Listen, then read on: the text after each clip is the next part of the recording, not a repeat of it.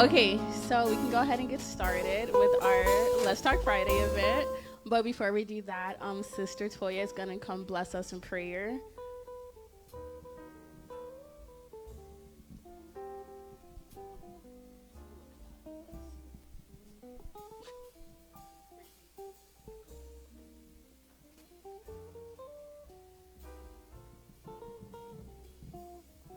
Good evening. Father God, we come before you tonight, this evening, thanking you for yet another day. We thank you for bringing us through this work week. Father God, we thank you right now for this event, Father God. We thank you for our sister Akile, Father God, for giving her the platform and the purpose, Father God, to bring together women of purpose, oh Heavenly Father God. We ask, Lord, as the event go through tonight, that you will just bless the guest speakers tonight. Father God, that you will move through them, Father God. We thank you, Father God, for giving them the opportunity, Father God, to speak on their careers, to encourage other women's, to encourage other women, oh Heavenly Father God, to tell their stories, their journeys. Lord, we just thank you. We magnify you and glorify your name. In Christ's name, amen. So hey guys. So this is our third year having our Let's Talk Friday event, and I just love them so much. They're my favorite event to plan because it's just needed. Having these open dialogues and talking about the tough topics, like we have to do it. So if you guys don't know, my name is Akila Hughes, and I wear a lot of different hats, to be honest. But I'm only going to talk about two. One, I'm a community organizer, so I serve here at my church, which is amazing. And then I am a podcaster as well. Oh, wait, sorry. Award-nominated podcaster, period. So I'm so excited to be here, and I'm so excited to be moderating some amazing women. So first, we're going to introduce everyone. So if everyone can tell us your name, who you are, what you do, and then tell us, when was the first time that you interacted with the glass ceiling? Like, what was your first experience seeing that it existed? And we can start with Riha. Okay, so who you are, what you do, and when did you first experience the glass ceiling? So I'm Adita Riha. I am 24 years old. Your mic. It should be on.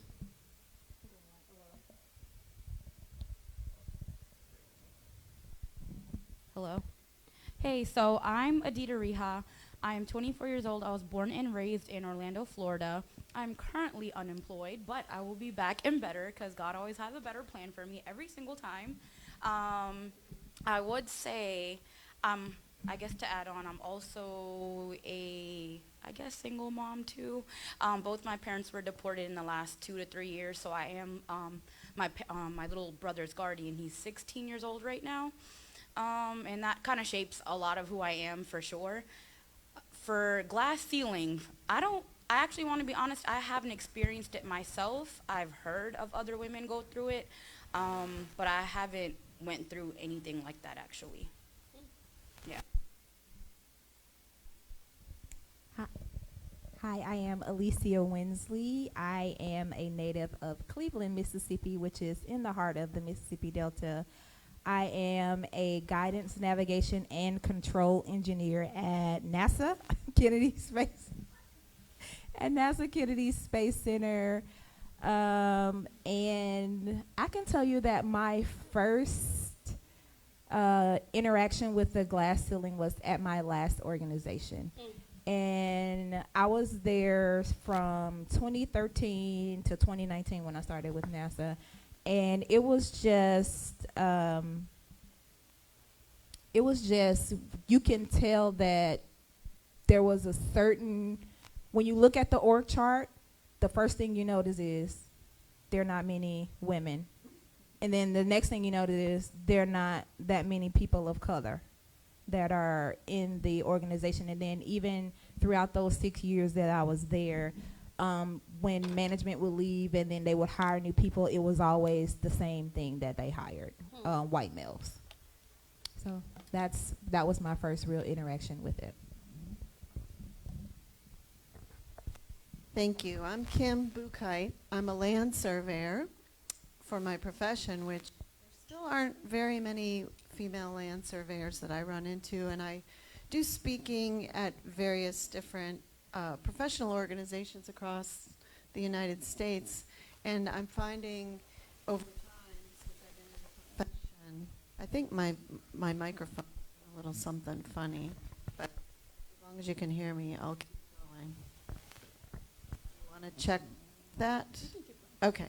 So when I first got into surveying and noticed there weren't many people that looked like me, I started doing some statistics on that, and I found it was about 4% women in surveying.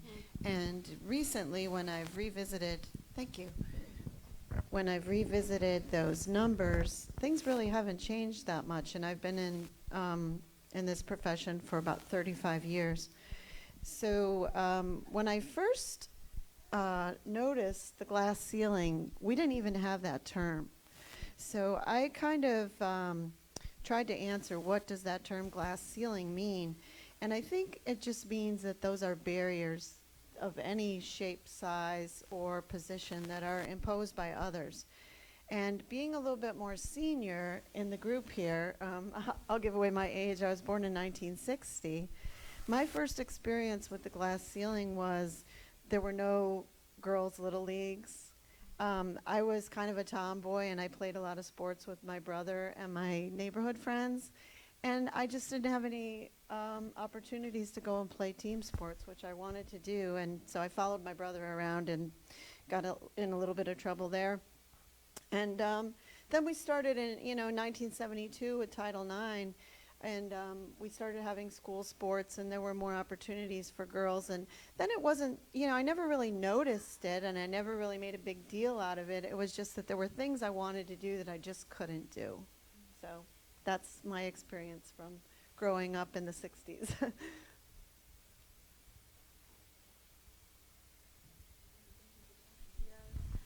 Okay, well, good evening. I'm Lady Nikitra Martin, and I wear several hats, but I guess the two that I will speak of tonight, I am a general accounting manager in the corporate world. I've been in accounting for 20 plus years, and I'm also the owner and director of Truth Learning Academy, where we let our light shine bright. I love my babies. And so I guess my experience with the glass ceiling was very, very early in my career. I would say that graduating from Florida State University, I thought that I could take on the world, but the world took on me. And I just noticed that there weren't many opportunities as what I thought would be available when I did enter the corporate world. And so I just went from different positions, well, actually the same type of accounting positions, but with different industries. And I just noticed the same thing. It was like Alicia was saying, that you could have all the qualifications, you could have the master's degrees, you can have all of these things, but still they will hire someone fresh out of college, or they will hire typically a white male to take on the position that that you are capable of completing. And so I would say that my experience was really, really early on in my career, and I went through it. Well, I guess I don't want to get into any of the other questions, but I survived it, and then what I ended up doing was breaking through the ceiling and creating my own company. Period.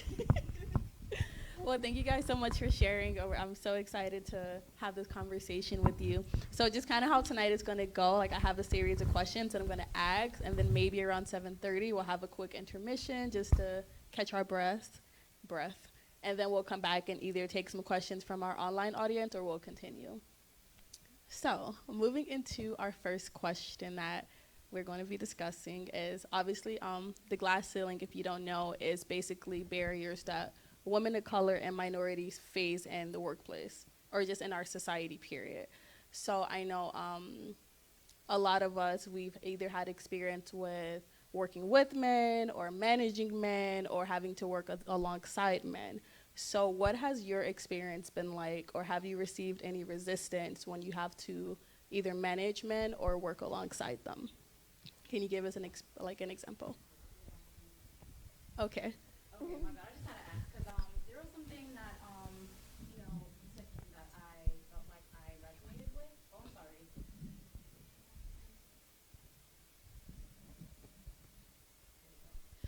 Yeah, there was something you said that really resonated with me because when I thought about glass ceiling, I thought it more so applied to careers and not so much like anything else in your life. But if that's the case, then I went through the glass ceiling my whole life.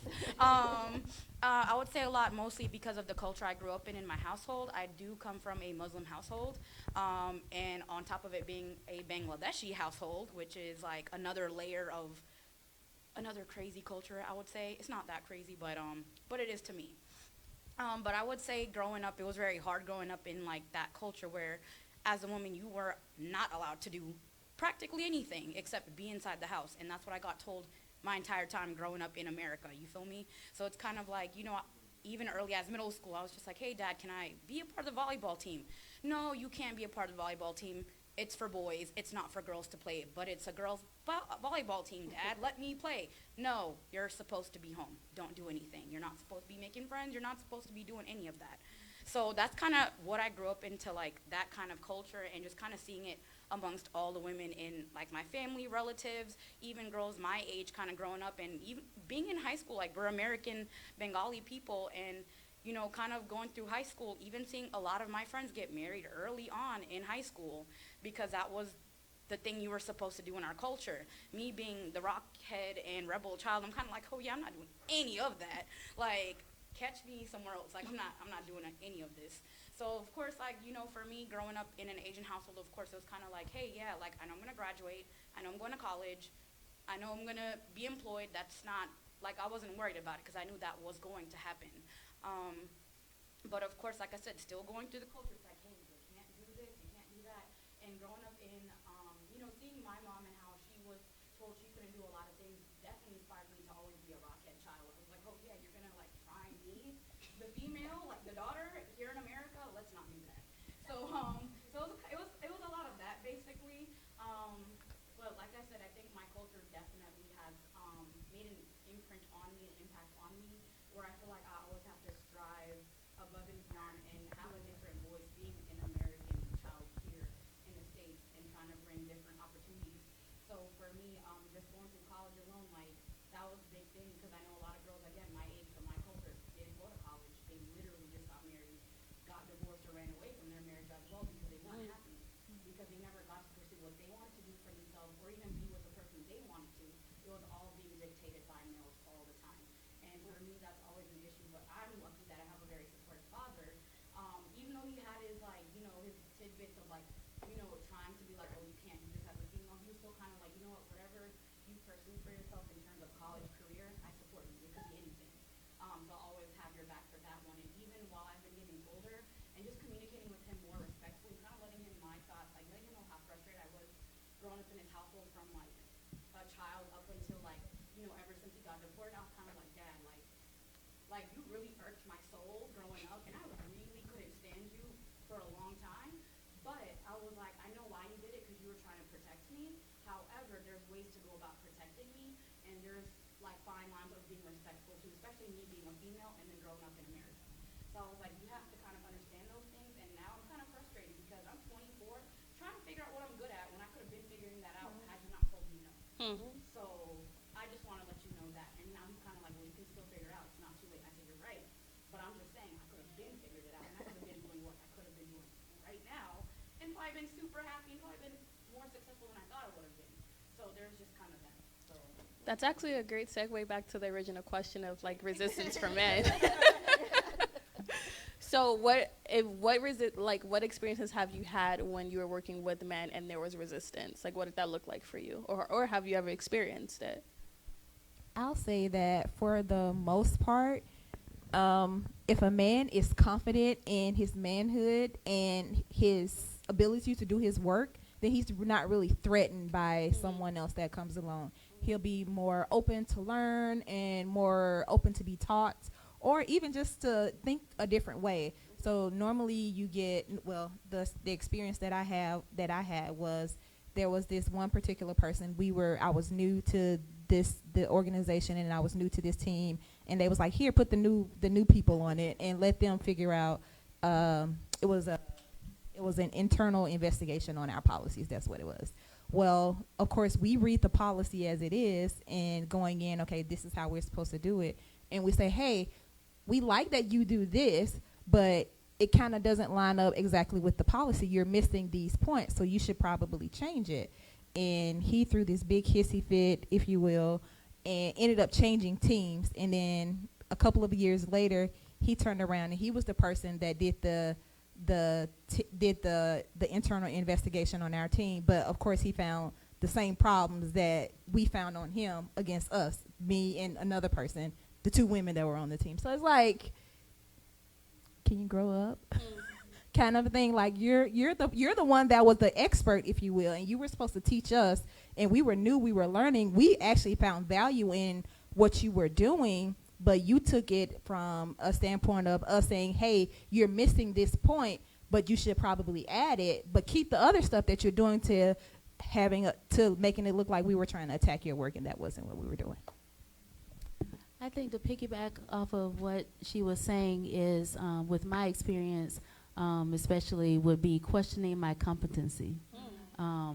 I would, like she said, you would present different perspectives and present the issues and present the problems, because I did a lot with auditing. Being an accountant, that's just what I do. So I can find the problem. But finding those problems and finding those situations, but then having someone in management or another male counterpart saying no, or questioning the solution that you come up with, only to later on learn that what you came up with was the correct answer. And so I think a lot of my experiences with different companies and organizations in the Orlando area have been questioning my competency. Does she really know what she's talking about? And also trying to defrag what I would say, to just bring or discredit what I would say. I found that a lot in dealing with the industry that I'm in and accountants and things like that. Because when you think of an accountant, you think of the white male with the glasses, with the computer, and just sitting there and typing and not doing anything else. And so going into that world, you're already going to be questioned, like, why are you here? And then just questioning my competency. Well, all of those things made sense to me, and I've seen every bit of what everyone else is saying. I'm going to put a little flip side on this. So as women in male-dominated industries, we're constantly proving ourselves. We're outworking everybody else. We're working harder. We're doing better. We're striving. So what I found was that generally we kind of rise to leadership positions faster if we're given the opportunity, just because we work so hard. And what I noticed was that as soon as the guys, or whoever, your coworkers, realize that you know what you're doing, that you're professional, and you're going to help them be successful because you're so good at what you do, they kind of adopt you and keep you under their wing and protect you. And I found that I ended up with kind of like a bunch of big brothers, working together, and that they watched out for me in situations where I was, up against maybe someone else that wasn't so kind. So I had a pretty good experience. I had good mentors. I had good bosses. I had people that were pretty open to letting me prove myself. And then when I got my license and we were in an economic downturn, I ended up starting my own business. So I became a boss quite quickly, and there's a great equalizer to signing the paychecks.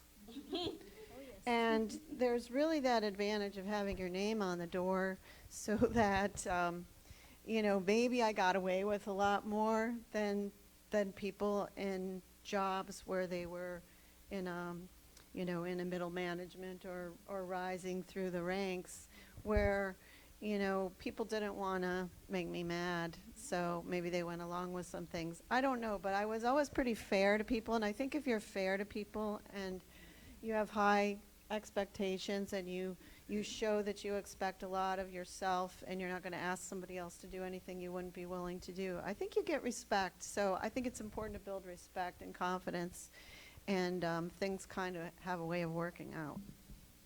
Awesome. Well, thank you guys. Oh, thank you, ladies, so much for sharing. So, I want to kind of shift to women in the workplace. So I know, at least for me, as a young black woman, a young black opinionated woman, I'm often hit with a lot of resistance. I remember my first leadership position. I was SGA at Seminole State, and I have a best friend. His name is Sam. A lot of you guys know Sam. But Sam and I are what we were. We were very alike in our personality types, very strong, and if I walk into a room, I'm gonna own it, and that's on period. But it was a lot more socially acceptable for Sam to be how he was compared to me. With me, it was always, Akile, you gotta be more personable. You gotta be nicer. You gotta, you can't always be like that, but it's like, okay, but I'm just the way that he is, so why is it okay for him to be like that and not me? So it made me think about how women are represented in the workplace, especially as a woman of color. We have, you're an angry black woman, you're a strong black woman, or if I'm too emotional, you're too emotional. So we have all these different stigmas that are tied to us. So how do you think women of color, or just women in general, are viewed in the workplace? I was gonna have a different stance on this one, and it may not sound good coming from a woman, but I'm not a big fan of women in leadership. I think they do get emotional sometimes, or not all women. I will say there are some women who know how to like not be biased with their emotions, but like be an actual leader, like you would expect a leader to be. But I come across way too many women who are too emotional and use that in their leadership. Like they kind of merge it together, and you're not supposed to as a leader. And I think for me, I have an issue with that because I've never had an issue with men at all. I think they've been, even with leadership positions in college, like I've been a president of the Caribbean Student Association. I'm not even Caribbean. And like been a part of NAACP, like as a secretary, and all these different things. But anytime I was in those positions, it was men that really listened to my leadership, not really the women. Men were more understanding of me. They supported me. They had my back. They were more actually, what do you call it? They were consistent. The women were not for me ever. And Why do you think that is? I would say for women, we do have a lot going on in our lives because we are natural nurturers, so we are very caring people, so we do get involved in a lot of different things that do take away from us sometimes, whereas men don't. Go ahead. Pause. Someone that is watching the streaming said they can't hear you. Oh, they can't Make hear sure me? your mic is on. I'm sorry. So yeah, what I was saying was where did I leave off at? My bad.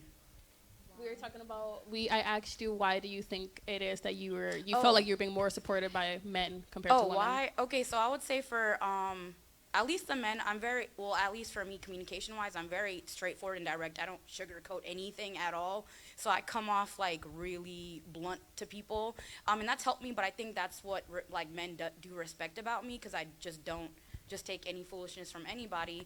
But I would say why women do have, I want to say, have a harder time in the workplace is because we do have a lot, like I said, to take on. Because again, we're nurturers, we're caregivers, so we always do want to step up and help somebody, something, or be a part of something. Whereas men, they're kind of like, hey, tunnel vision, kind of like, hey, this is this, that, whatever. And we're not. We're kind of like, okay, how do we help the world, basically, type thing, and then take care of ourselves. And then on top of, all the other struggles we do endure as women, it does get hard mental health wise too, and I think that's a big component.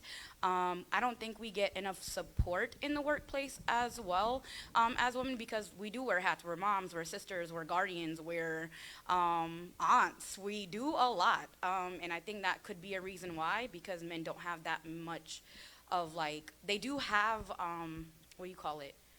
They also have a lot of responsibilities too, but I feel like with women we have like another extra layer that men don't have, if that makes sense. Okay, just to kind of dive in here. Okay, so we talk a lot about like how women have all of these different responsibilities. They're wives, they're mothers, they're sisters, they're brothers, but men are also dads and brothers and all of this, but it's not expected of them to carry the same burdens that women carry, especially in the workplace?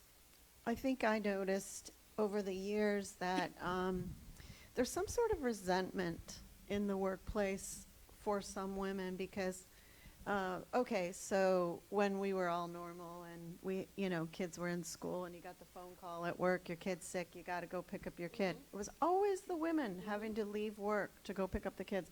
And I think that people just get that in their mind that women get special treatment because they're going to have to go and do this other schedule or they have these other things. So maybe that got ingrained into the culture somehow at the workplace where men just felt like women were taking advantage maybe of those opportunities to But get is out that of how work. it should be, though?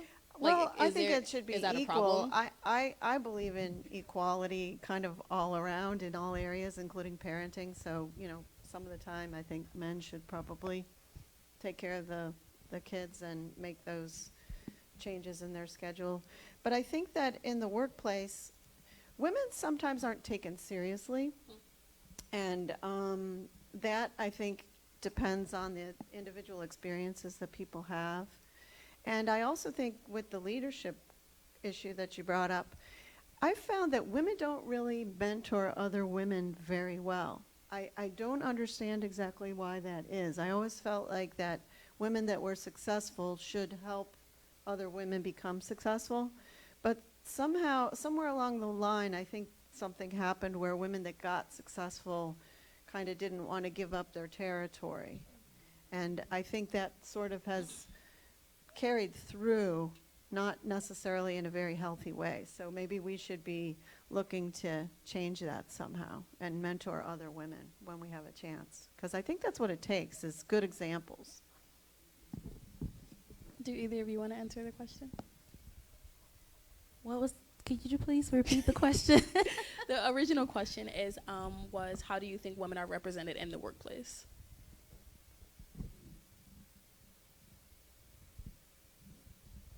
I'll say that I think women sometimes shake the table.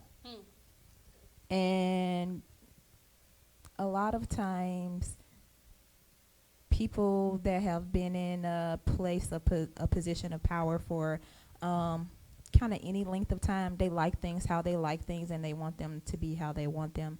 And you will have a woman that comes along that she is maybe more emotional or she thinks of things a different way, and she'll say something or bring a perspective that wasn't thought about, and it'll can ruffle some feathers. And because of that, I do think that women are, because we are the ones that are expected because of how things were done way in the past. However, things have changed, and you have more women that are wanting to be career women, and I can have a career and I can take care of my family. That's where the work-life balance comes in, that I can be at work 8 hours a day. Actually, most of the times you're at work more waking hours than you're at home with your kids or your spouse or your family. So when it comes to the work-life balance, it comes to, yes, if I get a phone call, I'm going to leave to go pick up my kids, because I hope if you got a phone call and you were a male and something happened to your kids that you would leave as well. The same expectation goes. Normally the women get the call. I don't know why, because most of the time we do. But actually my husband gets the call more than me. He gets the call to go pick up our kids. However, if something happens, then I have that liberty to be able to leave, and then I'm not looked at as if I can't do my job because because I do have small kids. Because just like I can do something for my kids or my family, you can do something for a health problem. So it's like the stipulations are still the same. You're not at work and you're not performing any work. So why is it different because I'm a woman and I'm taking care of my kids, or you're a man and you have a health issue?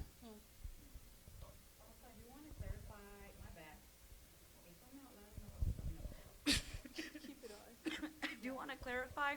When I say women are emotional, I mean that they can be catty. Like if something was done something in the way they didn't like, or they were spoken to in some shape or form they didn't like, they take it personal, or they're very sensitive about that certain thing. And I think that's what I mean by emotional, because it'll take something so sensitive, something so like wrong, and then project that on you based off what they've understood of your action or words or whatever the case is, and then treat you based off that. And that's what I've experienced a lot as like in the workforce as a woman, because like I said, I just was just in a job basically with all women. And I wish I saw males more in, the field that I worked at. I was working for a nonprofit, and we were based at a high school. So, typically you're going to see more women in the school field, naturally. And I wish I did see, like I said, I wish I saw more men, but working in a group full of women was not the best experience, like I said, because there was a lot of cattiness going on. And I would say I wouldn't blame the fact that they were just like, I just think that's how they are, because we naturally are catty. And I'm not going to say we're not, we are. We're competitive creatures. We're going to do that. It's something that's innate in us. It's something that's built in us, like animalistic wise. So I feel like we're always going to be that way, but it's just to know how to control that at the end of the day when you're in a leadership position, because you can feel some type of way with somebody saying something to you or something not being done the way you want it to be done. But how are you going to go about it? Are you going to be respectful? Or are you going to be like, oh, let me take her down, like, let me find a way to make her look bad or get her in trouble, or, like, find a way to get her job removed from her, something like that. And that's the type of stuff I've been seeing within, like, where I've been at. So that's just where I'm going. That's actually did you want to? I was just going to stick up for women a little bit.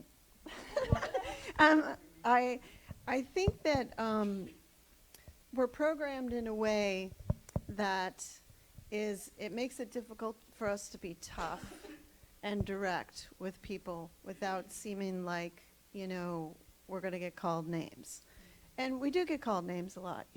A tough woman in the workplace gets called the B word. My last name starts with B. So I've been called the B word many, many times. So I think there's a training we have to do with ourselves, that it's okay to be tough. It's okay to be direct, and we don't have to be, immature about it. And I think it's a maturity about learning to, just stand up for yourself with confidence, say what you need to say, and be done with it. And it's a professional training. I think it's a communications thing. And maybe we don't grow up being told that we're allowed to speak that way. We're supposed to be sweet. We're supposed to be, subservient to some extent and follow along with things. So I think it's just a way we have to train ourselves and show other people that it's okay to be that way. These are also really great segues into my next question, which is, how do you make sure your voice is being heard in the workplace in a respectful manner, but still letting them know, don't try me? It's all about the delivery. So going back, I want to go back to the other question because I kind of got lost in a lot of different points. But as far as like how I believe that women are viewed in the workplace, I think the view has progressed a lot. Because I can say when I first entered the corporate America, that the view was, or you were frowned upon if you said, oh, I have to leave, I have a family emergency, or this is going on, or I have a health emergency. It was frowned upon. It wasn't spoken, but you could feel it. Versus, I believe that a lot of companies have progressed in regards to that, and they do carry more of a work-life balance, and they do understand that we have other responsibilities outside of the workplace. And even with us, my husband's phone number is on all of the emergency contacts, so he really gets the phone calls, and if he can't handle it, then I will step in and I will handle that. But we share that responsibility, and if he has to leave, or if because he teaches, and so if he has something that's going on with his child, or he gets a text, he will stop that class and say, I apologize, students, but I have a family emergency and I need to take care of something right now. And he's even more respected, and as well as I am, we're more respected for saying I have to leave and take care of my family, because that is my first business, that is my first company, that is my first empire. So that is what I'm going to take care of first, and then everything else is secondary. And so I believe that there has been a great progression with a lot of companies in regards to that, more family-friendly companies. in regards to that. And then the other question that you were saying on how do you make sure that you're heard, I would say that it's all about your delivery. Because I can also say at an early age, I was seen as the aggressive black woman. I was seen as the angry black woman because I could not get my point across. It's like, I am competent.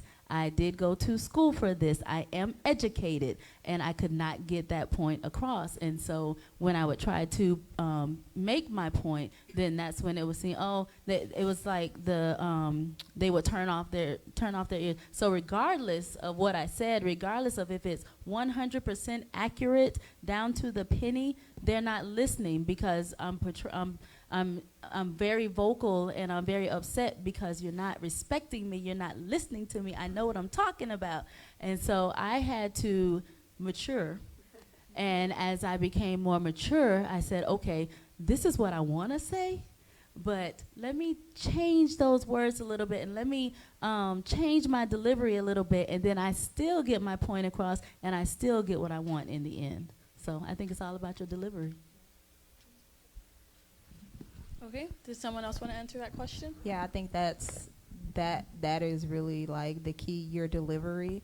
I had to learn to be assertive and not aggressive are the words, because I come from where I had to fight a lot and, fight to prove yourself and do a whole lot of things.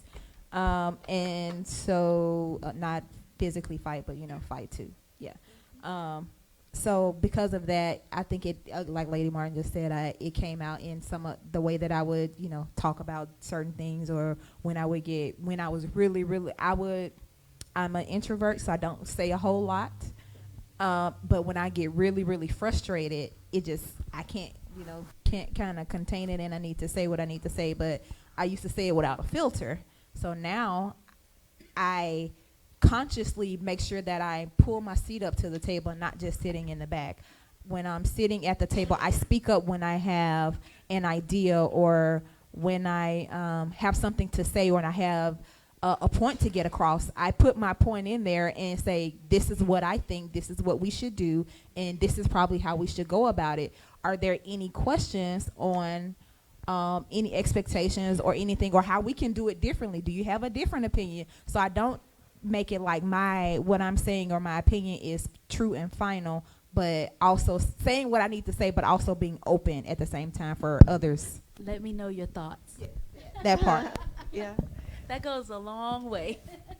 That's really good, and I think that what I noticed was that we all are very good at transmit and not very good at receive. So sometimes showing respect to others and listening first, so that they know that it's, you kind of have to create a safe environment for everyone to be able to speak up, and you get the best ideas out of people that way when they're not afraid to express themselves. So I think helping to create a culture where everyone's heard is good, and it sort of it lets you be heard in the end because people know that you listen to them. So I think that was really important for me to learn and understand when I was being too forward.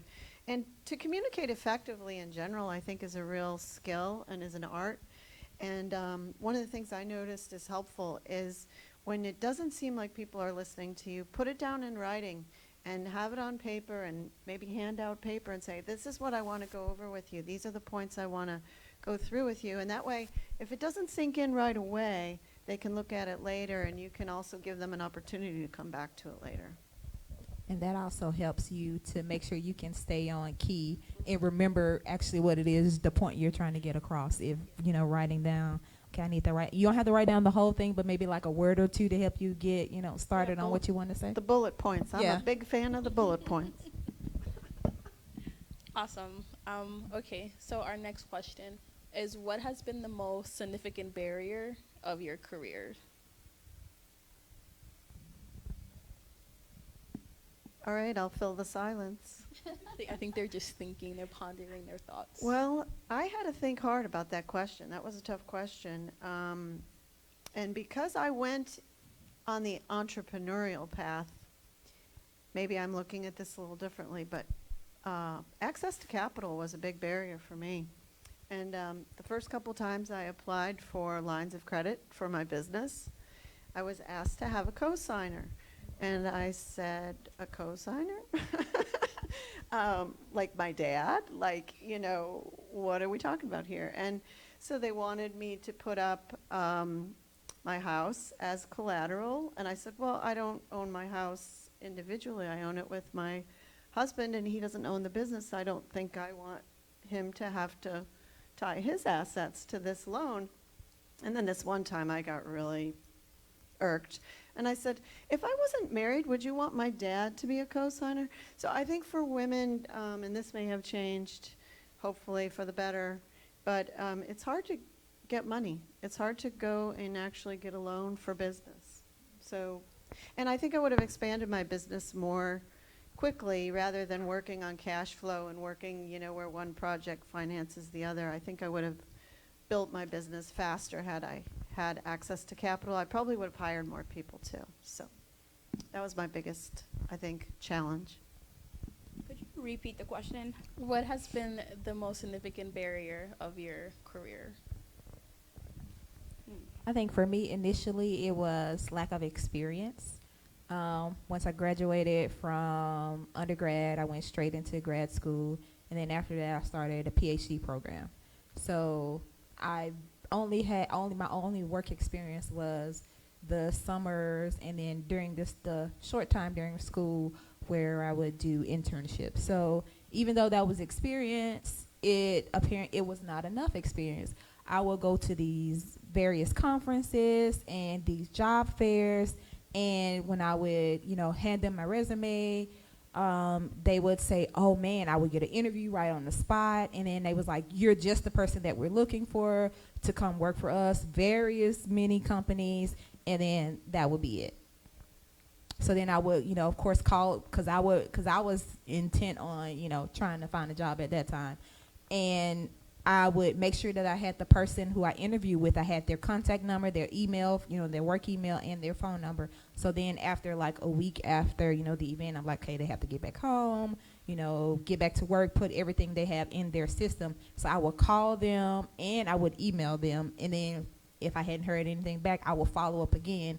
Never heard anything back. So that was really my initial barrier. And then now, since I've been, you know, in my career, it is the opportunity to actually progress.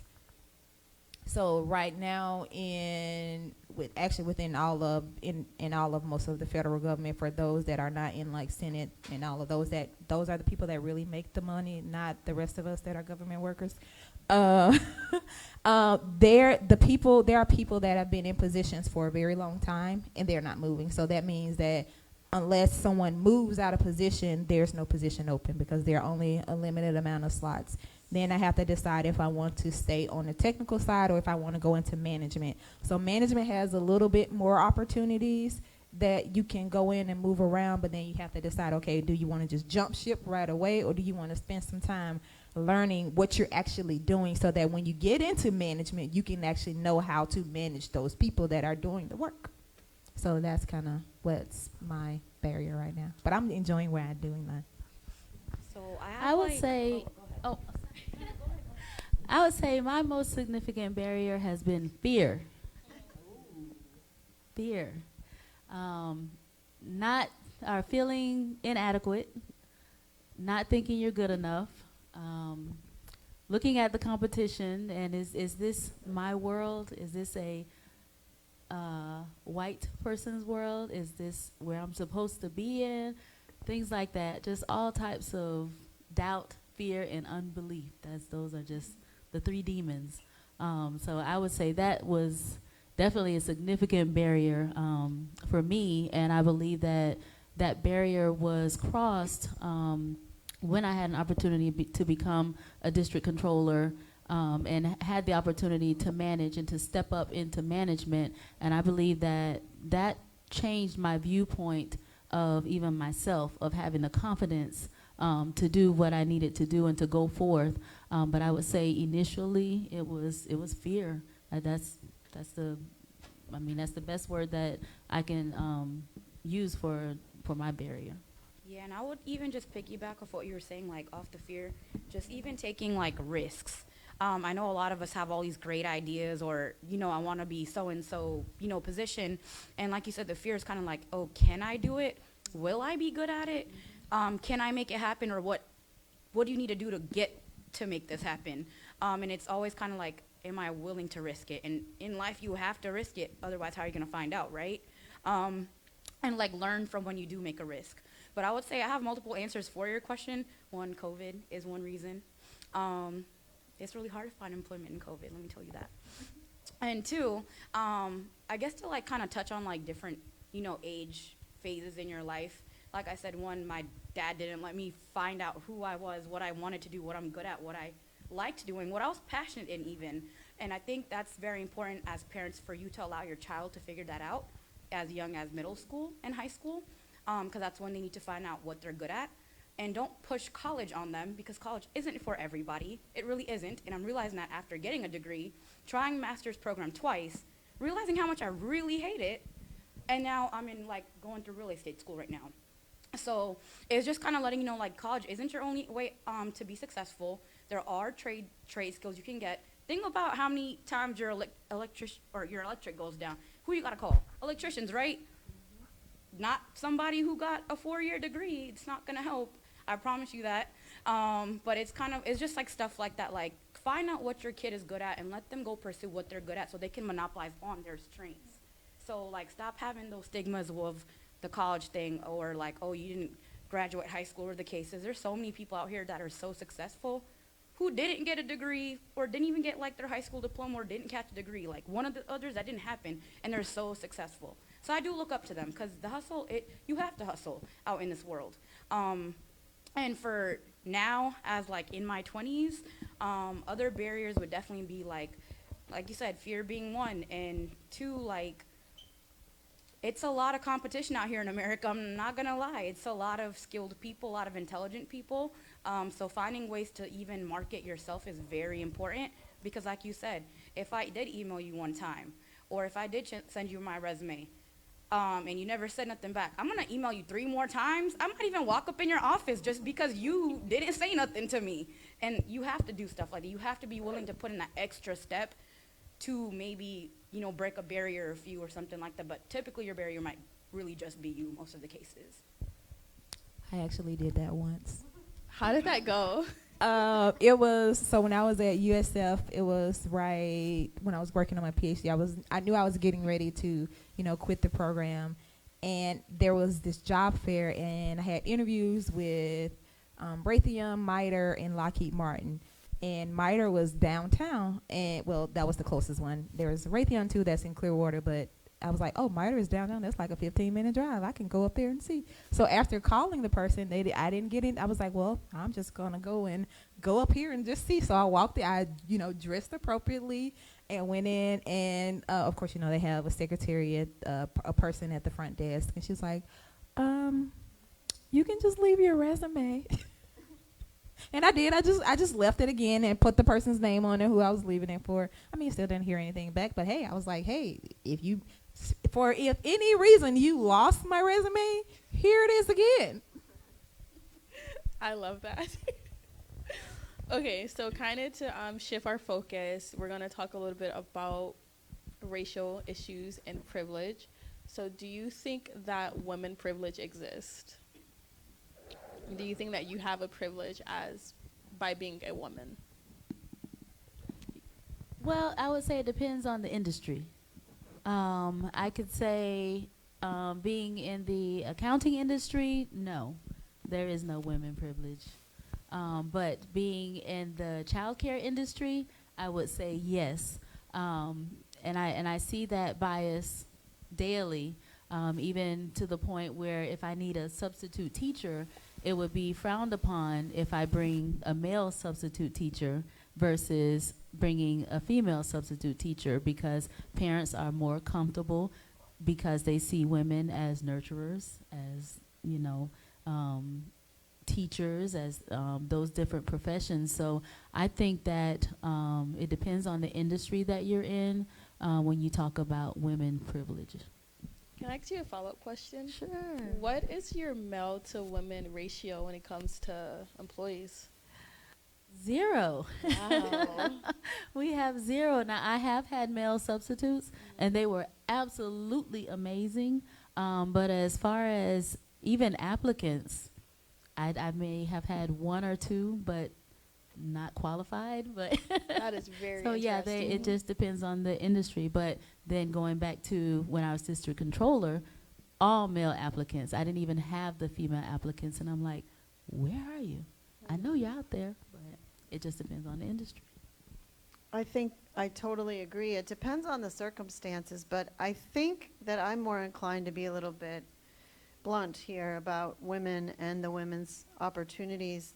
I really don't think there's any privilege for women until we have equal pay.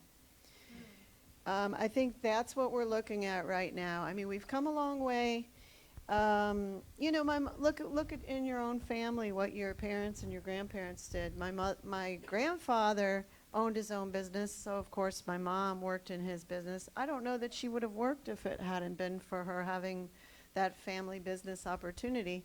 And she was administrative and secretarial and bookkeeping. And that's, you know, where a lot of women entered into the work field back in, say, you know, the 40s and the 50s when my parents were navigating. But I think what we really are talking about here is there's always some sort of power structure to navigate no matter what. So I think with equal pay and some people really bringing that forward, I thought it was great when the women's soccer team said, hey, you know, we want to be paid the same as the guys.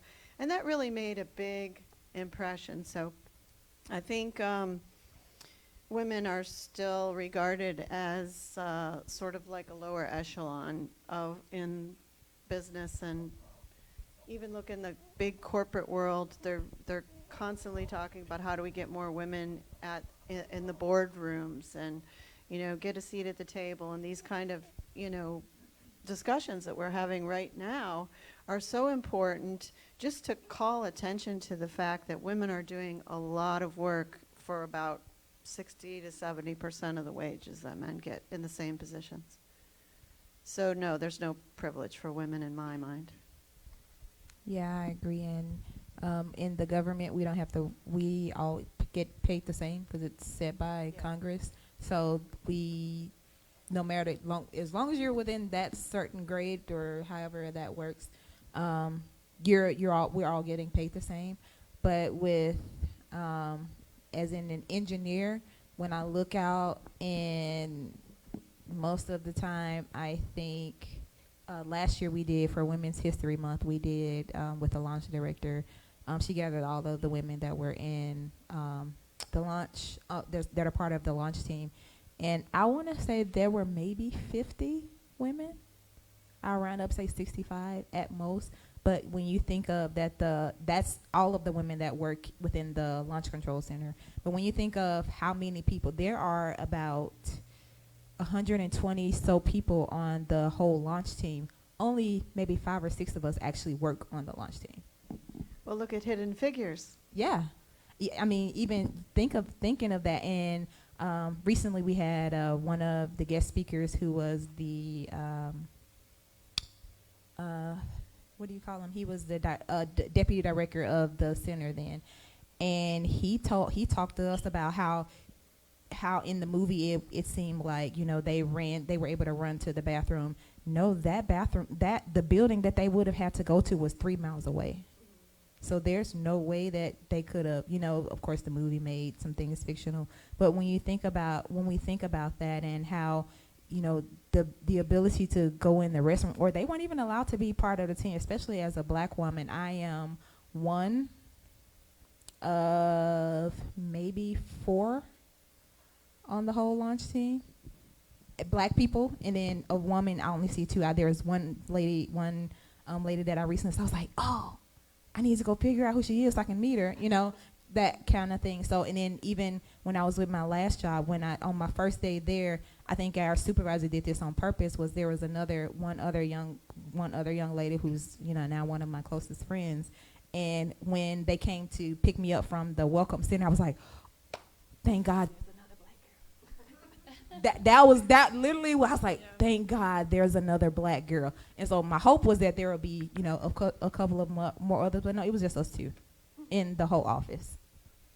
Is this like women privilege in the workforce, just like only that we're speaking of It can be in general. in general?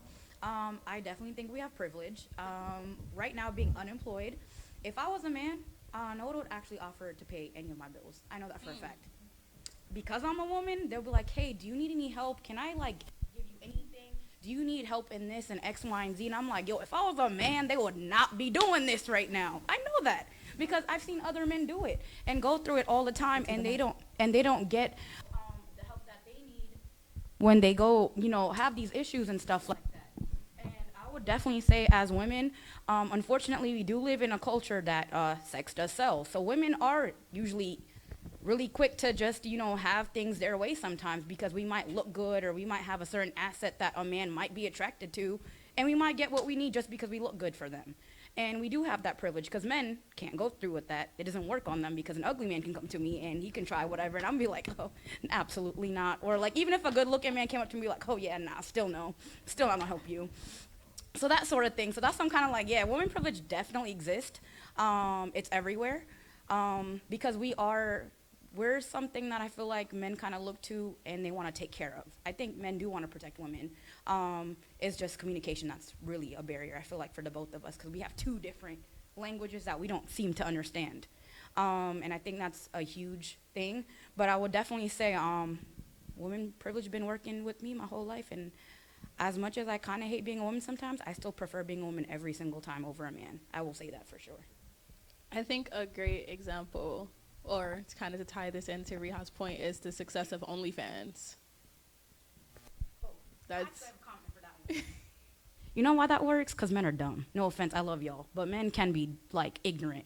And it only works because if you're really easily satisfied by just women body, and I can monopolize financially off you at this point, you're ignorant because it doesn't work on a woman. Because we're far more intelligent to look at somebody and be like, oh, I'm going to give you like $200 for some picture of feet or some nonsense like that. You feel me?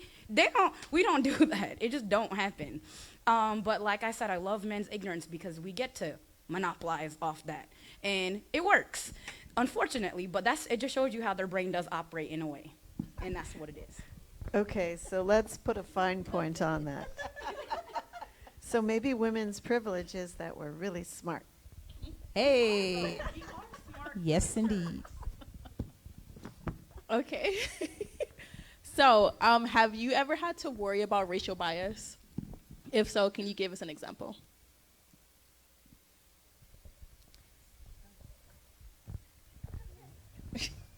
I love how polite you guys are.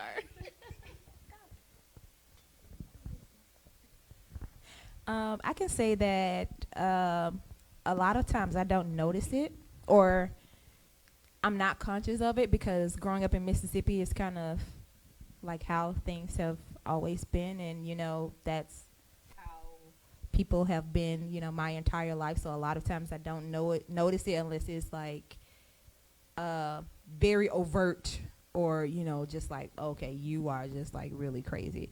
But I can tell you of 2 times. So one was again with my coworker. Again, we're part of the same we're part of the same program. We are on the same team. So naturally, when we have these things called all hands, we would go together. Mind you, everybody in our organization is there together. And this one person, he said, "Why do I always see y'all together? Like, are y'all like sisters or something?" We didn't respond, of course. And then the next one came from a woman, actually. She at this particular time in the organization, we were really trying to build teamwork, right? Because we spend a lot of time at work. We wanted to be like a family, so we will host like monthly a birthday celebration where we would like everybody put in like $2. We get a cake, and then we have a birthday celebration, and then we would come up with a game to play. Well, she had hired a new employee, and she just expected us to throw the baby shower. And how it was when she came to us was, we were walking down the hall, and she said, "Are you guys going to throw the baby shower for such and such?" And we were like, "No, we don't even know when she's coming." She's like, "Oh, I thought you were, because I didn't think you guys had anything to do." And I'm one, I'm getting better at it, not a whole lot. My face kind of tells what I'm thinking when I don't say it. So she just walked away. And yeah, so that, unless it's like overtly like that, I haven't really, at least I'm not cognizant of when it happens, because, you know, some people say things and I'm like, they're stupid, or, you know, I just brush it off and think like, okay, I've heard people say this before, so it doesn't bother me. Okay, I guess I'll go. So I have actually a different perspective in regards to racial biasness, or whatever you want to call it. In my experience, especially in the recent years, I'm going to put my church hat on for a minute. And I would say that I've actually received more bias from my own people of color versus the outside world. And what I mean by that is that I can come across and say the same thing that someone else would say. It won't be received by my people, but it will be received by a different community, or a community of a different color. And I've seen this time and time again. I can ask for support, and I won't receive support from my own community. I will receive support from a different community. So I would say that that's been my experience with racial biasness. And even in regards to my child care center, I can say that when I first started, I had more people of non-color. I don't know the proper terminology, y'all, so but I had more people of non-color that came and approached and toured and signed up and enrolled than I did the support from my own community that knew me, but they didn't respect the business that I wanted to start. So that's my experience. I don't want to avoid this question. But since, you know, we could see who I am, this really doesn't apply to me. So I thought really hard about how I could make this applicable to something that might help us to discuss how we're really more similar than we are different. All of us experience bias in some way or another. And I thought back to my family and being raised the way I was raised. My grandparents were immigrants. They barely spoke English. Their English was kind of broken English, I've got to say. So we were always, you know, my mother was very conscious of having to deal with that when she was growing up. And it came out in a really funny way. I wanted to get my ears pierced. And I said, "Mom, can I get my ears pierced? They're doing this thing at the store, and you can, you know, it's a free thing, whatever." "No, you can't have your ears pierced." And it turned out that when she was young, and Italian babies, girls had their ears pierced when they were baptized, or around that time. And she got made fun of for having pierced ears, and she didn't want me to have pierced ears. So that was, you know, back in the, she was growing up in the 20s and the 30s, and immigrants were really considered non-white people in society. So I grew up with those lingering prejudices, and that's the way, you know, my parents kind of instilled some of those things in me. And I think that's what makes me a little bit more, you know, tolerant, and I look at everyone and say, you know, everyone's got something that they're dealing with. So, and how do you know? And sometimes it's obvious, and sometimes it's not. So I think just trying to be respectful of other people and what they might be going through. If we could all do that, we wouldn't you know, we wouldn't be experiencing such disparity across the different divides that we think we have. I don't think our divides are as big as they are. Can you repeat your question again? Clearly, y'all can see I don't listen. It's a big problem of mine. I'm sorry. My original question. It's the one about, did you ever have to worry about racial bias? Yes. Have you ever experienced racial bias? Oh, ever? Yes. So, What have your experience been like? alright. So let me start. You know, when Obama was becoming president and stuff, I didn't think race was an issue, to be honest. I was so unaware my whole life up until Obama was about to become president. And they're like, oh, yo, you know, he's Muslim. And I'm over here like, okay, and coming from a Muslim household, now they call me a bunch of derogatory terms in middle school from white kids. And I was like, yo, I thought we were friends. Like, why are you talking to me like that? All because we're having a black president. This is a great thing for our nation to go through. That sort of thing. So that kind of came with the little, like, you know, Muslim jokes, 9/11 jokes, X, Y, and Z. I've heard them my whole life. Like, I really did. And it was like, you know, luckily I wasn't a person who was sensitive by things like that. I'll kind of laugh along with it. Like, it was funny, so I don't have to deal with it. Because jokes is how I kind of deal with everything in my life, to be honest. And just kind of being, like, hearing that 9/11 situation, always hearing how one bad apple ruins it for all of us worldwide. Because Muslims are good people. Our religion is peaceful. Our religion is phenomenal, I feel like. But when things get translated to different ears all around the world, it looks different for everybody at that point. And I feel like because of how things went with 9/11, it just made it look bad for all people that were Muslim or are Muslim or even looked Muslim. People who weren't even Muslim, like Sikh or whatever, they were getting, you know, racial slurs all the time. And they're not even Muslim. They're like another form of Hinduism probably. And it's just so crazy to hear stuff like that all my life. And then kind of growing up in Pine Hills. I grew up in Pine Hills my whole life. I saw me not getting in trouble, but my next black counterpart is all the time. And I never understood that. And that really irked my soul every day, where I would just be on the street and they would pull, you know, question them, but not me because I'm Indian or whatever the case is, so I may not be, you know, looking like I'm an issue or something. And that was a huge problem for me growing up in Pine Hill, seeing that all the time. Where if I went to the next school, why was it looking like this? And why did they even look at Evans High School, like the school that I graduated from, like we crazy? We got one of the most intelligent groups of kids in Orlando at that high school. Intelligent, resilient. And it was just so crazy to see because we come from this poor area, oh, we're not so-and-so. And it just all comes along with your skin tone.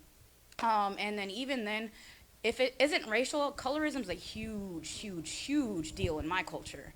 I didn't realize till last year my mom was giving me bleach cream when I was a kid. Yes, like when I was young. I'm over here like, Fair and Lovely. Wait, that was a bleach cream. Why was she giving that to me my whole life when I was a kid? And that's because she wanted me to be light-skinned because they made jokes all the time when I was growing up. Oh, you're darker in the household because your mom drank tea and you got burnt in her stomach, whereas your brother, he's light-skinned because they drink milk.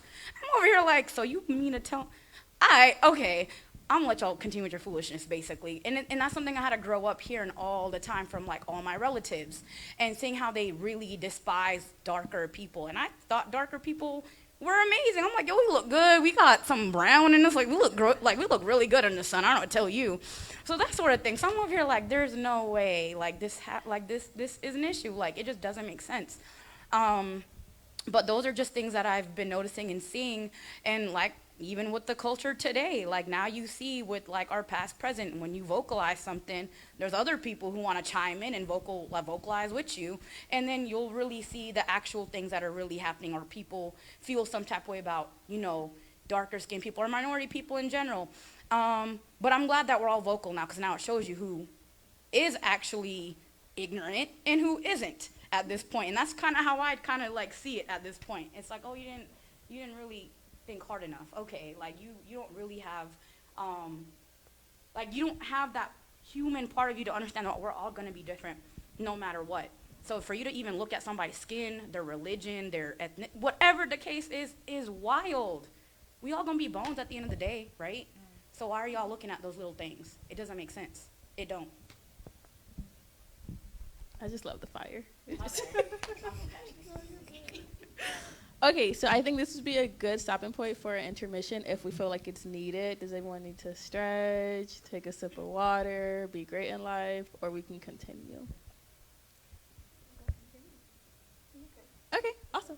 Okay, so if anyone who is currently watching on social media, if you have any questions, you can go ahead and put them into the group chat, and Camila will moderate them, or I'll just continue with the questions that I have planned. Just FYI. Okay, so kind of moving into the last section of our talk tonight, was really going to be focused on your growth and just the different generations and things of that sort. The first question is going to be, what do you think your generation could learn from the generation coming up behind you? So how we are millennials, we're Generation Y. What do you think we can learn from Generation Z? Is that behind us? Are you a Z, Cam? Yes. I have one thing that we could learn. Be proud of who you are. And the reason why I say that is I can recall when it was a situation, I was at my hairdresser, and I had an early appointment because I don't like to be in there with a lot of people. That's just me. And so this particular day, I went in there. There were flags all over the place. There were TV cameras, and all of this stuff was going on. I'm like, what in the world is going on? Why am I even here? And so, to make a long story short, it was Senator Brace, and he was initiating the Crown Act. And so I was actually a part of that movement, and so I was very proud. At that moment, I was not. But when I look back at it and I, look at the younger generation that's coming up and see how proud they are of their hair, of their skin tone, of the melanin, and all of the beauty. I didn't have that growing up. I did experience the colorism. I was told, you're dark skinned, you're ugly, and there was no beauty to be found in darker skin or darker complexion people. And so when I was at my hairdresser and they asked me to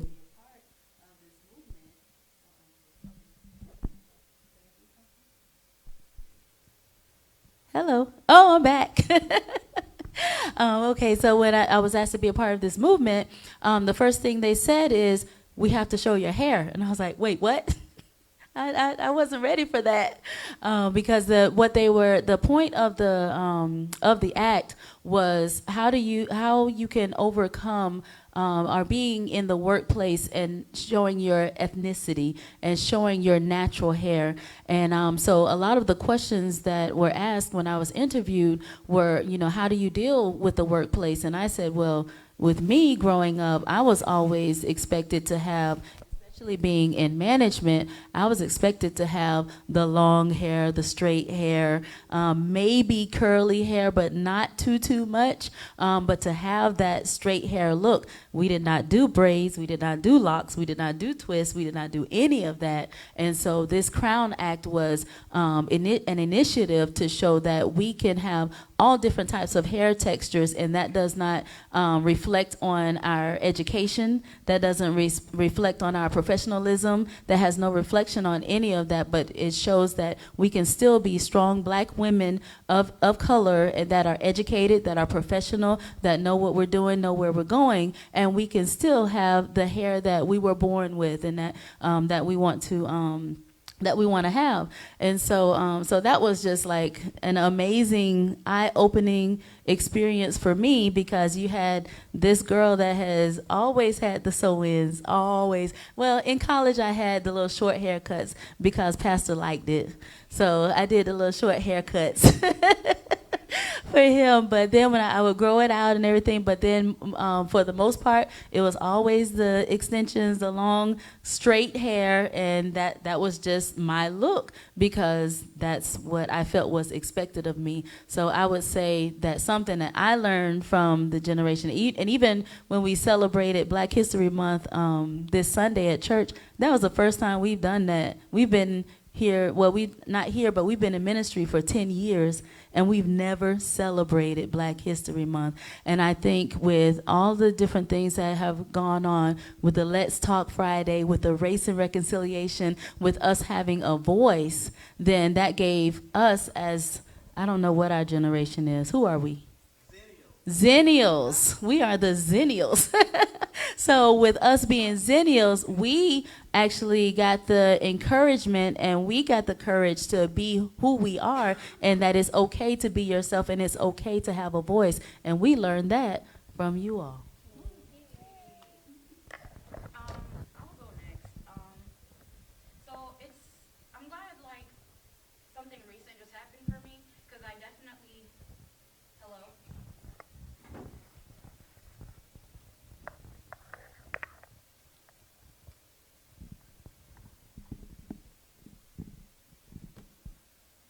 Okay, I'll fill the sound gap. I think that we can all learn from each other, and pairing people up with mentors and apprentices and old people and young people together, I think is a really interesting dynamic. I'm a baby boomer. Officially, I don't know why, but because my dad was in World War II, so I guess I still count as a baby boomer. But I'm like the very end of the baby boomers. And I guess I was kind of taught to kind of go along with things and stay in line and stay in my lane. So I think what I've learned from some of my younger friends is to be more of an activist.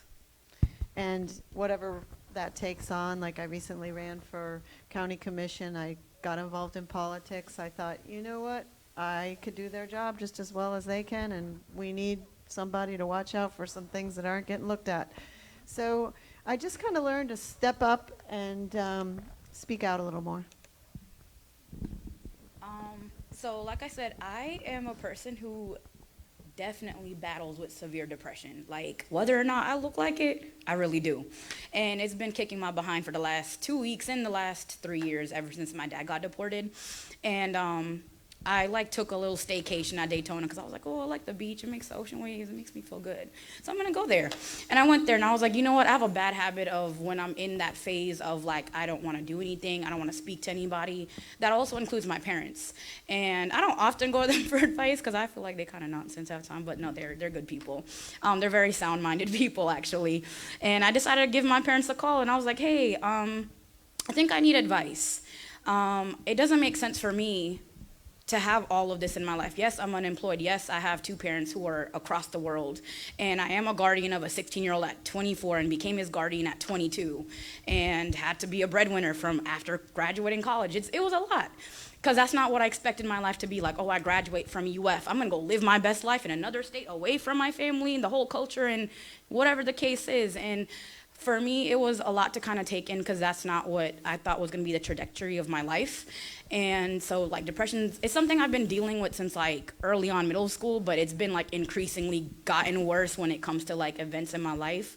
But I talked to my mom and dad and I was like, hey dad, like I live in your house, the bills are getting paid, I have amazing men in my life, like boyfriend, all my guy best friends, mentors, my mentor's a man as well, like they're phenomenal. And I was like, I'm taken care of, to be honest, I'm not really worried. But still, for some reason, when I'm super blessed, I'm super privileged being in America, not being in a third world country in Bangladesh, living in their lifestyle, and here, and I have everything, and I was like, why do I still feel this way? Why do I still let life kick my butt all the time? And I'm only 24 in America, living my best life low-key still. How? And I was like, Dad, why am I not resilient like you? Because I know you were depressed too. I know you felt like me where you didn't want to get up and do not a dang thing in the world, nothing. And I actually don't do anything, but you still got up every day, and I don't know how you do it. You still got up and you went to work. You still got up and you made sure we all had a house, food, and everything to do. And I know my mom also went through the same thing, but it hit her worse than it did you. But I know you still went through it, so how did you do it? And he just kind of gave me the best advice, like, you have to be resilient, because yeah, you want to wake up one day, not want to do anything or not want to give any effort in whatever it is that you're feeling with your depression. But like, hey, if you're going to go under the mango tree and like you see a mango about to fall on your head, like, are you going to sit there or do you run away? Like, do you run away from that mango falling on your tree? And I was like, you know what? He's right. Like, yeah, I feel like crap today and I feel like crap constantly and I can't control it. But like, you know what, just knowing that like I had, or not even had, see all these people that are older than me that have so much resilience, because y'all went through a lot. Whether or not you guys know it, you guys went through a lot of stuff that we don't have to go through as a millennial, or even my brother's age. They don't even have to go through what you guys went through. So I commend you guys all the time, because you guys had it tough and we're having it easier. And we do have it easier, but we still find things to complain about on a daily basis. Doesn't make sense, but we do. We like to complain. It's like our favorite thing to do, actually. But I would even say for the younger generation, because like I said, I worked at a high school, and granted, I'm 24, I was working with these kids, and I'm not far off from them. They still teach me things all the time, too. My brother, he's 16, like I said, and like even when I get really irritated by the stuff he does, and typical teenage stuff that all of us went through, it's not like any of us didn't go through anything different in high school. We all went through similar things, and it still happens today still. So I'm talking to him, and I'm like, okay, you know, he gets on my nerves, I get irked, I'm gonna have a slick mouth sometimes, so I'm like trying to talk to him, and he'll be like, can you not talk to me in that tone? I don't appreciate that, because, you know, when you're cool down, then you can speak to me. And I'm looking at him like, who the heck is he talking to? I'm about to flip some chairs. Like, what are you doing? And he was just like, hey, like, I understand you're frustrated, but like, I'm a human too, and I have feelings. And then I have to take a step back, and I'm like, you know what? You're absolutely correct. You are a human. And I shouldn't be talking to you any kind of way, because I didn't like when my parent talked to me any kind of way either, and I got irritated on the same thing. And here I am enacting my parent again. And that's how parents do you, unfortunately. They're like little seed, basically, or like their imitation, kind of. But just even talking to him and how this generation that's behind me, they're very adamant about respect. They're very adamant about accepting people of all race, colors, whatever you are, sexual orientation, all of it. They'll take all of it. And they just care about being respected. And that's all that matters to them. And I'm here for it, because they're absolutely right. It doesn't matter what age you are. You 5, 10, 13, 18, 65, 35, 45, all of it. You still have the right of being respected as a human being. And it's very simple. And I love that this generation that's behind me, they care about that more than anything. And they actually are very vocal. So that's a lot to take in from them. I'm also a Zennial. Yeah. Well, I used to be at the beginning of the millennial, but I was also a latchkey and all of that. So, you know, we were there when there was real music videos. Is she not lying? And I think I'll agree and say that what I've learned from the generation is that they're not afraid to take a stand, and that they know what boundaries are, and you have to respect them. So I think those are really two of the things, because if we all take a stand, then, you know, the world will be better for all of us. And when we have our boundaries, we all can be in better places, both mentally and physically and relationally. So Yeah. that's. Oh, hello. Okay, so we have a question from the audience. Do you have another mic, or should we share microphones? Oh, no, it's okay. Thank you.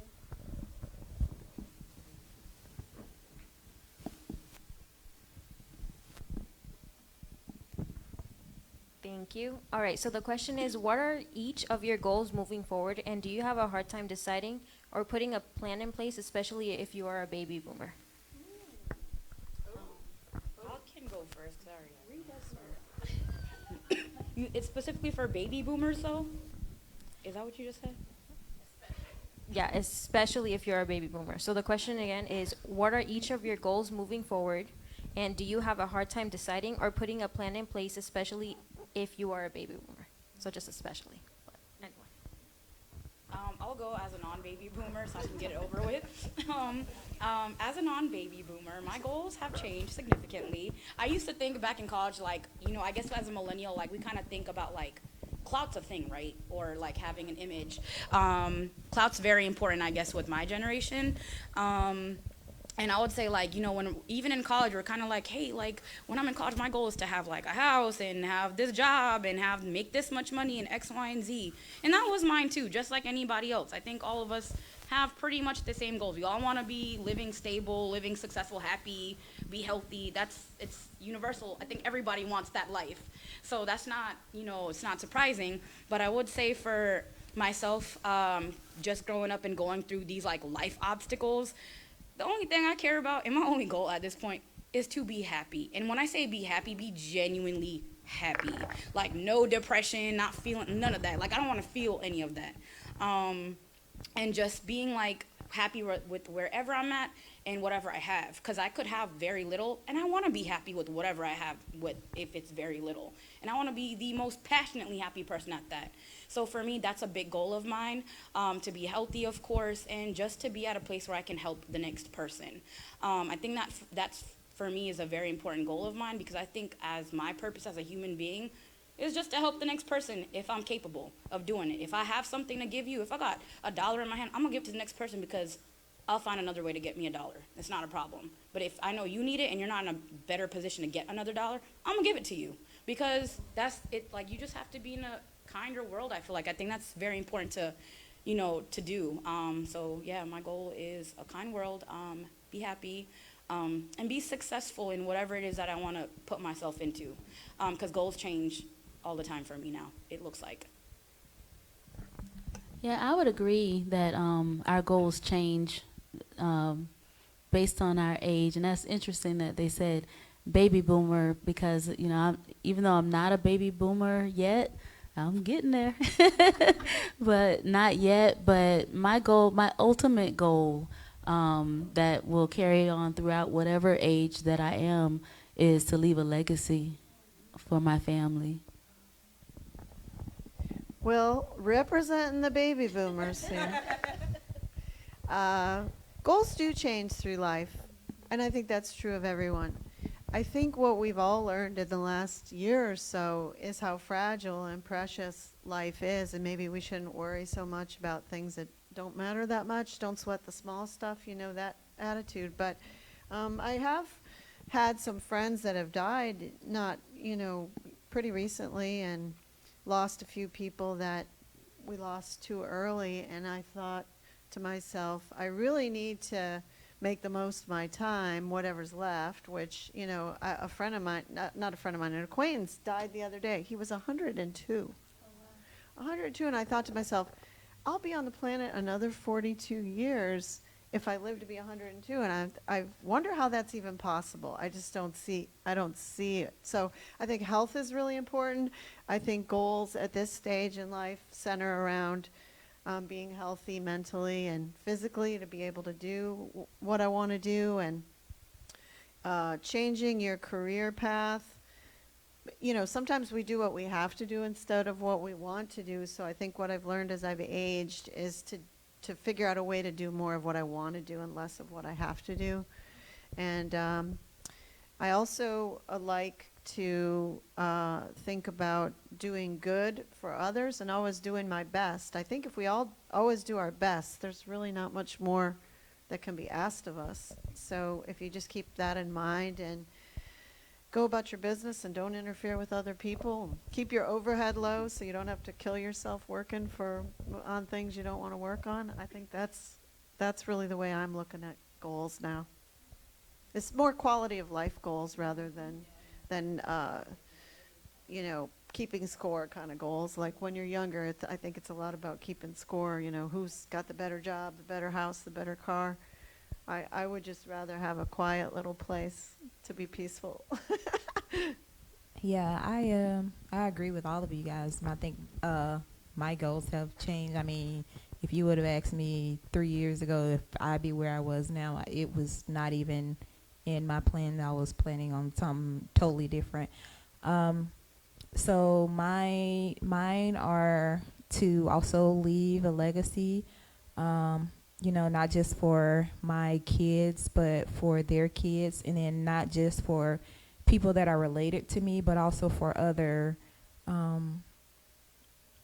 people. Like I look at Mary Jackson and Katherine Johnson, and even though I didn't know them at the time, I'm standing on the things that they went through now, and then I want some other young lady or young man or anybody to come along and be able to stand on the foundation that I'm laying for the work that I'm doing in my career. And as far as in my family, I just want my goal is to mend a lot of relationships because, like we've all learned this past year, is that life is fragile, and in the past, since December, the last couple of weeks in December, about 5 people that I've known have passed away. A lot of them due to gun violence. And it's just like, man, when you think about how a lot of things we take for granted and we hold grudges and things like that over things that didn't even matter. Like if someone stole your piece of candy in the 3rd grade, you're still, not liking them and not talking to them over something that's so small and so trivial. And so that's kind of what I'm thinking of is, mending some relationships in my family and then also in people that I know of, like for, just talk to people because, we never know what they're going through else. And like you say, you struggle with depression. We never know what someone else is going through. So just being a person there for someone else. And I was going to say, this is something I typically see on my newsfeed all the time. And I like that all of us women are on this stage and we haven't even mentioned it. Well, I think most of y'all are probably married, but it's probably why. But I would say, I know for a lot of millennials or like millennials that are women, a lot of our goals are not to get married, actually. And I think that's very important to say because I don't know if any of you can relate when you were younger or something like that. Maybe that was your goal or wasn't your goal. But I know for a fact, being in my 20s, a lot of us don't have that goal. A lot of us really just want to be stable first and then settle down if that's what brings, that comes to us. But it's not, like I know, like I said, growing up in my culture, being in a South Asian Muslim culture, your goal was already kind of predestined for you when you were born. Oh, you're a woman, you're gonna get married and you're gonna take care of your kids. You can't work and X, Y, and Z. Because growing up, like when my mom got pregnant with my brother, it's not like my dad said like she couldn't couldn't work or anything. He was like, yeah, you can work, but like if we're gonna have another kid, I need you to stay home because we're not putting our kid in daycare. And I know I have to work. So you're going to have to stay home. And that was basically my mom's entire life, staying home. And it was so miserable to watch her, like her daughter, kind of seeing, hey, this is a woman like I'm looking up to. And I still look up to her. My mom is definitely like, my favorite person, the person I do want to be like because she's such a sweet, caring person. But like just kind of seeing how like she never had a say or like her goal literally or like her goal was kind of already, planned out for her too. Like her family got her married off to my dad. You feel me? Like, it's not like she was like, yeah, I want to get married. Send me to America. Like, she didn't do any of that. Her family decided for her, and then she came here. So, like, can you imagine, like, you don't get to have a say on your life, and you're moving to, like, a whole brand new country, continent, all of it, and then this is your life now. And guess what? You still don't kind of have a say about it. Because you're in the culture, and that's what you have to live, and that's the society you're growing up in. I always feel like it's so important to let all women know that, like, pursue what you want to pursue for yourself. Everybody's goal is unique to themselves. Everybody's whole life is unique. The journey, all of it. So, and definitely, like, speak up for yourself, because if you don't speak up for yourself, who will? Like, if it's not you, then who's going to do it? So you have to speak up for yourself, even if it's uncomfortable. So I just wanted to let any younger little girls, if they are watching it, like, you don't have to have that as your goal. If you want it for yourself, that's great, but, like, don't make it seem like that's all you are for a woman. Like, you have more in life to do than just be somebody's wife or be somebody's mom. So just kind of remember that.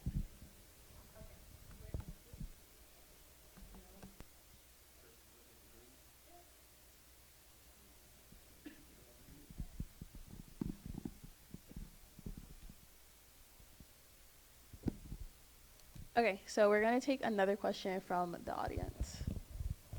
The first one. Have you ever been told in the workplace you are aggressive just for simply speaking and being honest in and using the nicest tone you could? Yes. All together we say yes. Well, that was an easy question, but I spoke about that earlier, how when I was going throughout my career and trying to voice things that I've learned and things I've experienced, and it being seen as the angry black woman, or she's doing all of this to get her point across. We're not listening to her. We're shutting it down. She doesn't know what she's talking about. When all the while I thought I was being passionate about what I believed in, but it was portrayed in a different light. And so it goes back to what I said earlier. It's all about your delivery. You can still be passionate, but being assertive versus being aggressive is how, when you mature, that's how you handle the world.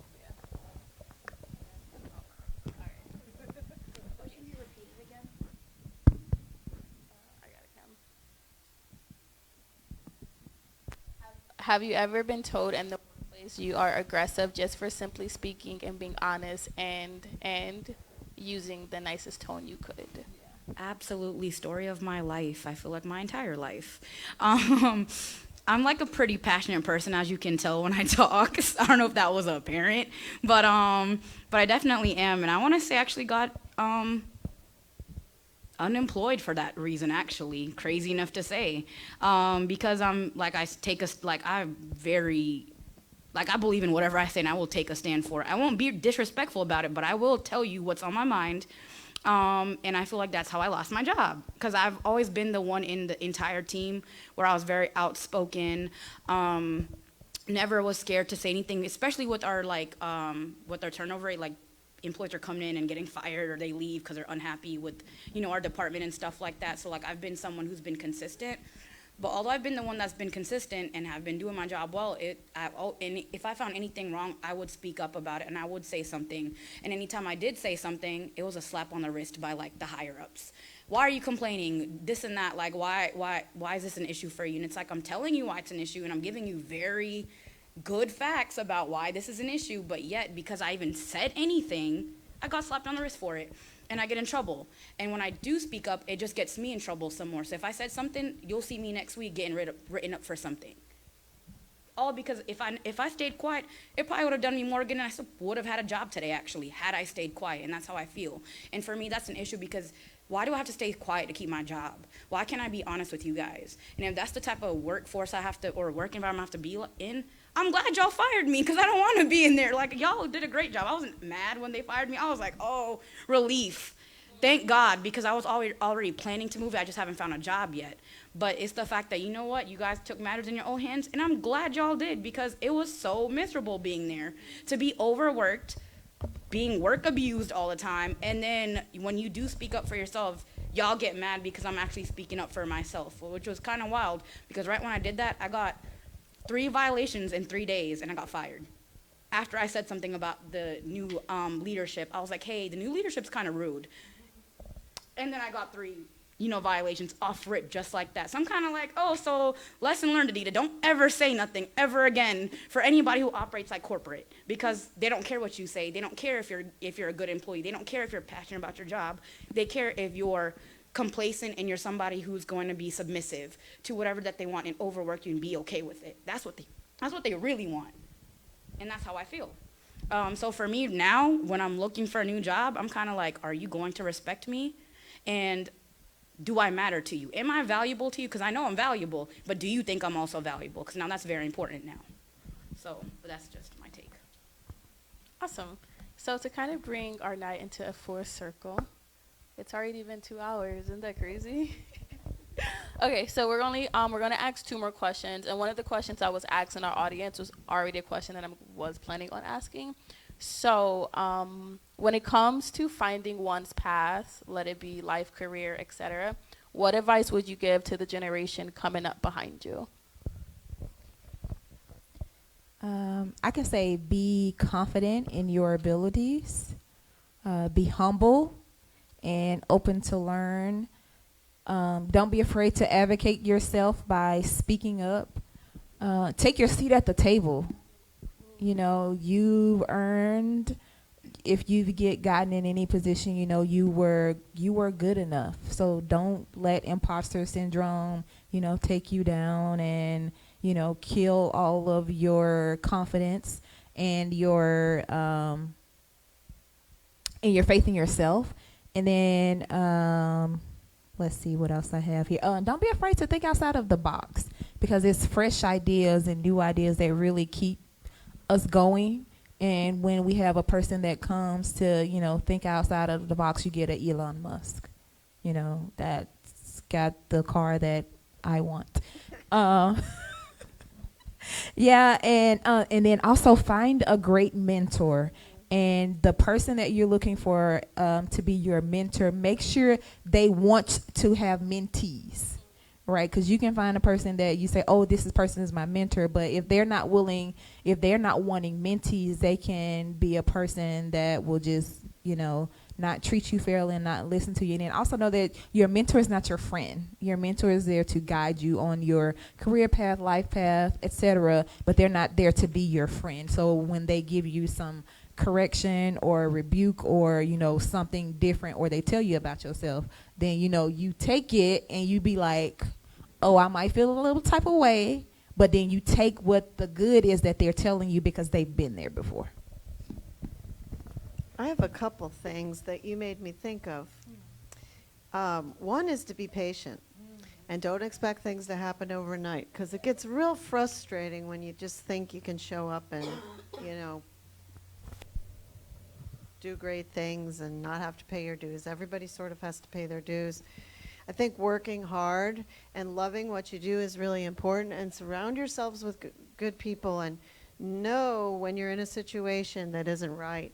It sounds like you knew you were in a situation that wasn't right. So sometimes recognizing that and being a little bit of a pioneer and a trailblazer has served me well. And try not to worry so much either. I think we all worry way too much. If we're good at what we do, if we like it, and we're getting somewhere in life, we feel like it's satisfying us, I think that's a good thing. I think most careers involve some aspect of business and managing money. So don't be afraid to learn about finances and managing money and talking about money, because in any aspect of business, there's cost involved. And if you can show that you understand that there's cost involved, you're going to put yourself a step above everybody else. And I think it was really important to learn about business, no matter what career you choose, but to learn basic business principles. I don't think you can go wrong with that. That's all I have right now. I was going to say, one, if you're going to use your phone, use it for good. Because if you go hop on Instagram, you can hop on Google and find your answer to any nonsense question y'all ask an adult. It doesn't make sense to me half the time. My brother came up to me one day and he was like, what does wholesome mean? Boy, you got a phone in your hand. What are you looking at me for? Like, I said, go look up the definition on Google, get the real definition, and then recite it back to me. Because why are you asking me? If you could get on Instagram and tell me about so-and-so celebrity and so-and-so nonsense all the time, then you can go find out actual information, like expanding your vocabulary from one to help you out. So it's stuff like that. And that's something I've been seeing working at the high school. That's something that they do. They'll come with you for the most mundane questions when it's at the convenience of your hand. They didn't have these phones. I didn't have a phone until 11th grade. So for them to not know anything super mundane doesn't make sense to me still, because you have everything in your hand. It's so simple. You have YouTube videos. You have Google. They didn't have all that. Like, my parents didn't have all that. When I got my laptop, I was searching everything. Encyclopedias. Yeah, it's called a library. I didn't use that. So, like, that says a lot. I didn't use Card all catalog. that. We had textbooks too, y'all. I have no Dewey idea what this Decimal stuff is that System. you're talking about. So it'll be just stuff like that. And also just kind of remind yourself to not compare yourself to somebody. There's a lot of that going on in this generation, especially, like, that's something all teenagers go through in high school, is like comparing yourself, or like, this person has X, Y, and Z, they mama or daddy do this X, Y, and Z, or treat them so and so. Remember, everybody's life is the way it is. It may not be perfect, but it's your life, and make the best out of it. And another thing is, and I hate to say this because my parents always told me this, I'm saying all this to you right now, and you're going to remember this when you're my age. They not lying. They're so factual about that one. Everything that they told you not to do, or advised you not to do, or thought was better for you, listen. Please listen, because they're not lying. I'm 24. I'm telling you right now that everything they said is correct. They always have your parents will always have your best intentions. Just know that. Because they birthed you, they raised you, they took care of you. So they know what they're telling you. So just listen and be respectful. And if you do have something that you don't agree with, tell them in a respectful way. It's not hard. They're not horrible people. So just kind of keep that, relationship with your parents and just do all those things. It's really not hard. And like you said, humble yourself. I think that's very, very important in life. But yeah. Okay, listen, did everybody answer? It seems like a lot. Okay. Okay, so our last question to really put a pretty bow on it. What has been the accomplishments that you're the most proud of in your career and your lives? What are you just so proud of? Hello. I am proud of my child care center. I have been pursuing that for at least 15 years.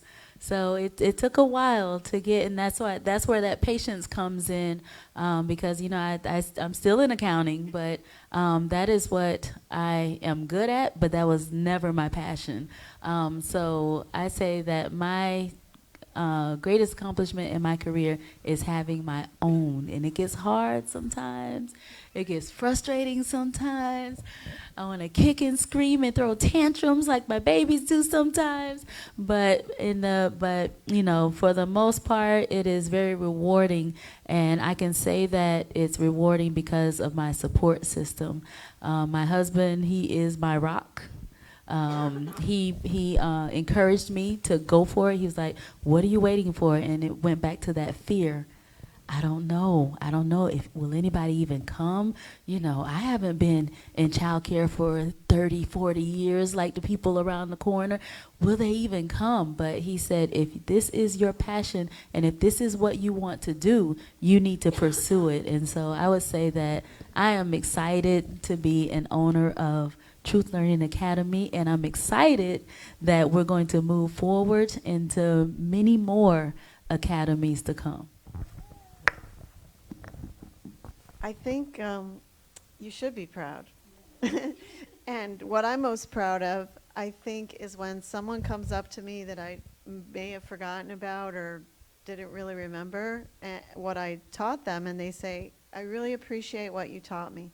There's nothing that's ever meant more to me than somebody thanking me for something they learned from me. So I think learning is really important, and learning your entire life is important, and sharing your knowledge with other people is a gift that you can't even really know how far that's going. So that's what I'm most proud of. I think for me, growing, just like to look at me now and think of, I was this girl that came from this school in a poor town that was segregated, to now being, an engineer at NASA that's going to launch the largest rocket. I think I'm just proud of myself for persevering. I had, in college, I had a baby, and I still was able to somehow, by the grace of God, was able to manage that and get through with great grades, and then was still able to pursue a career. It was a journey for me to get here, but whenever I do go to work, I get energized and I'm ready to go, and I've done days where I've done a 14-hour day and then go right back the next day and do a 12-hour day. My body is physically exhausted, but when I get there, I'm like, okay, it's go time. Let's do this. And I get so excited because I get to do all of the nerdy things that really just make me excited on the inside that other people do not understand. And I'm with some people that actually understand what the nerdiness and stuff. And so that's really one thing that I'm proud about. And I am, in 2019, I received a Distinguished Award for the Women of Color in STEM, and that was really rewarding for me because I received it when I was in graduate school, and then I again received it now in my career. So I'm looking forward to being, one of the next women of color in engineering in your future. I would say the things I'm proud of. One was actually, so anybody who's going to high school, I didn't think I was gonna get into UF. I was like, I ain't finna get in that school. Like, that's far beyond me. Still applied anyways. Actually got in, and I was kind of shocked. I was like, dang, like I know can't nobody just get into that school. So I was kind of shocked I got in. And although while we were there, like I said, I grew up in Pine Hill, so I kind of identify with the black community majority of the times because that's the place where I felt like I was most accepted, versus my own culture, obviously, that I kind of gave you a little tidbit about. But I would say for sure going to UF and me being around the black community at UF, it's a very small community at UF because UF is a PWI, the first male university in the state of Florida. And to see that there was such a small population of black people there, really irked my soul again, because I was like, I'm from Pine Hills. I see black people everywhere. So what is this? I said, what is this place? Like, I don't like it. And it just wasn't sitting well with me. But just to hear how slowly since I've graduated, the rate of black students have declined. It was already small. It was very small. It was less than I think it was 10%. And it's getting smaller and smaller every year. And it blows my mind that anytime I see students like myself that are of color or, black going to, these PWIs, and then they looking around in the classroom and basically the whole 80% of the classroom is basically white. And they're also looking at you like, oh, you made it into this school? You got a full ride or something? Or are you even smart enough? And it was really annoying to kind of hear that constantly. And a lot of people kind of left UF because not because they weren't capable, it was such a unwelcoming environment to study in because you didn't have enough of your people there to look at. And so for me, graduating from that school, as much as I wanted to leave so badly and drop out, I didn't. I still stayed, and I'm so proud of every one of us who were minorities that stayed at that school and graduated, because it's a big accomplishment, because they don't think you can. And that's what they kind of tell you, basically. And I do want to say that don't not tell yourself you can't go somewhere. Go wherever the place you feel like you can't go, because you might actually get accepted, and you might actually do great there. So it was nice to see that for one.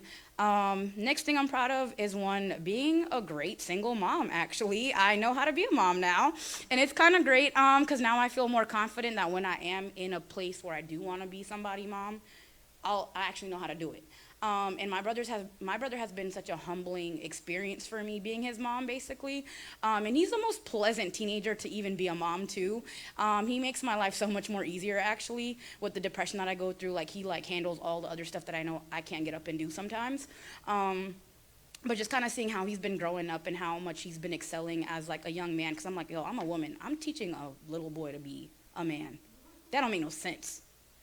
But I'm trying my best to bring him around mentors, like you said. So I'll try to have male mentors, put him in mentoring groups, put him in basketball, put him in anything that he can learn how to be a man. And I don't even sissy him either. I'd be like, oh, mom and dad didn't treat me nicely, so you not getting that, and I'm not gonna be a mom that's gonna coddle her son. So that's not gonna happen. So just to kind of see him growing up to be an amazing young man already has been something I've been proud of, because I'm like, dang, I'm undoing all the toxicity from our culture, and I'm seeing it through him now.